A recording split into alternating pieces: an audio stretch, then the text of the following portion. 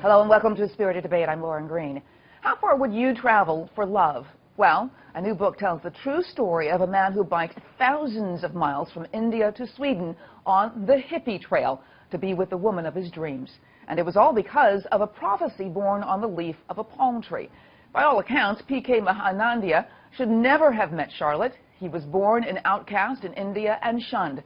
But their love story is told in the book, the amazing story of the man who cycled from India to Europe for love. Mahanandia, P.K. Mahanandia, and Charlotte Mahanandia on Schedvin join me now. Welcome to you both. Thank you. Thank you. I'm sure a lot of people, their hearts will be warmed by this story. P.K., tell me about the prophecy that was spoken to you about the woman you'd someday marry and how you and Charlotte first met. Yes, yes, I was told, when I was a child, I was told about the prophecy, and I believed in that. That was the only hope I had in my life. And what were you told? That you would meet this woman, you would meet somebody from far away? What were you told? I was told that she will be born in a Judaic sign Taurus, and she's a musician, and she would be a forest owner, and that it happened. Wow. Now, Charlotte, is it true that P.K., as a young artist, drew your portrait, and you were unhappy and went back the next day? So explain how you went from that moment to falling in love. Yeah, actually he did my first portrait. His hand was a bit shaky, and I said, well, I come back a day after to have it made again. And yeah, everything turned out so quickly. Yeah. So it wasn't love at first sight or anything. At the first sight, I just recollected a sweet film I watched in the 70s about an elephant boy, a boy who was looking after elephants. So I could see him there sitting with his curly hair and white teeth, smiling. And I remember when I was about 10 years old that I would love to have a friend like that.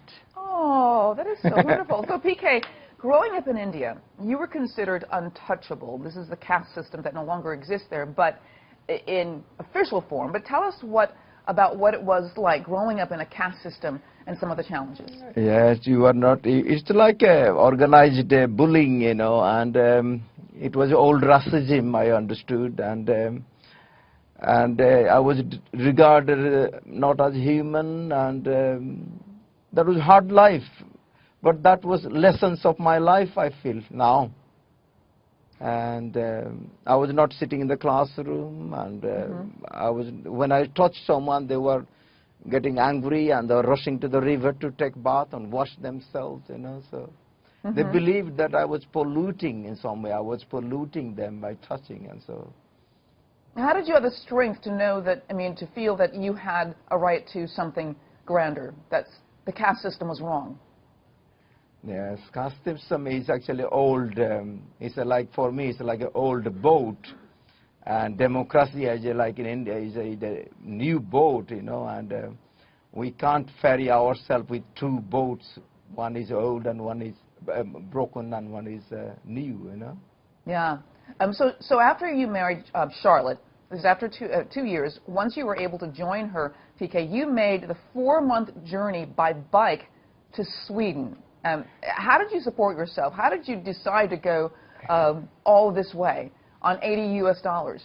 Yes, because she drove all the way to Sweden to India, and I had no car to drive, you know, so that was the only alternative I had, and I sold everything I owned, and I could buy only a bicycle, and I didn't know actually that how far it was, and that was the best thing I think I knew, that lack of knowledge, I think that helped me. And of course I was encouraged by the hippies at that time. By many people I met, they were coming by bike and motorcycles and by pink bus from London to Kathmandu, you know, so I met them.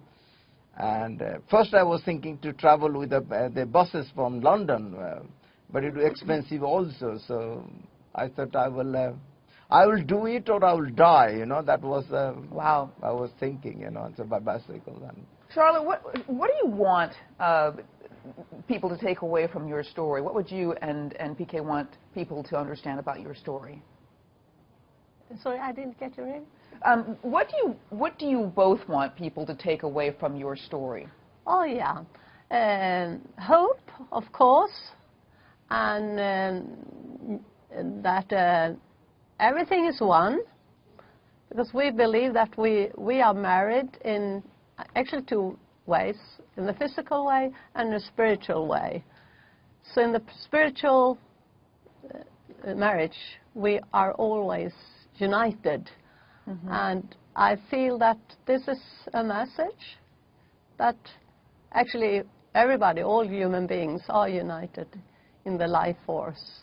That is our message. Wow, beautiful. I want to thank you both for being here, PK and Charlotte. Mahanandia, the book is called The Amazing Story of the Man Who Cycled from India to Europe for Love. And PK and Charlotte, Mahanandia, thank you so much for being on A Spirited Debate. Thank you. Thank you. Thank you.